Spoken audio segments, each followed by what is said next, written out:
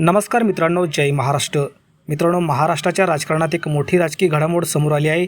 सत्ताधारी महायुतीमधील मित्रपक्षामध्ये सर्व काही आलबेल नसल्याची चर्चा सुरू असतानाच जळगाव जिल्ह्यात भाजपला मोठा धक्का बसल्याचं चित्र पाहायला मिळाले आहे. तर मित्रांनो, बातमी सविस्तर जाणून घेऊया. त्या अगोदर तुम्ही जर आपलं राजकीय वादळ यूट्यूब चॅनल सबस्क्राईब केलं नसेल तर चॅनलला नक्की सबस्क्राईब करा आणि बेल आयकॉन प्रेस करा.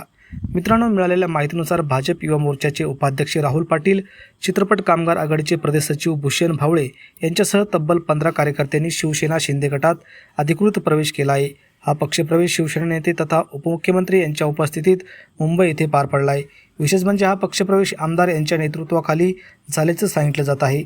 जळगाव जिल्ह्यात भाजपचे सक्रिय पदाधिकारी आणि स्थानिक कार्यकर्ते शिंदे गटात दाखल झाल्याने स्थानिक राजकारणात विविध चर्चांना उधाण आलं आहे. दरम्यान या पक्षप्रवेशामुळे शिंदे गटाची ताकद वाढल्याचं बोललं जात असून भाजपसाठी हा धक्का मानला जात आहे. आगामी स्थानिक स्वराज्य संस्था आणि इतर निवडणुकीच्या पार्श्वभूमीवर या घडामोडीकडे राजकीय वर्तुळाचे लक्ष लागलं आहे.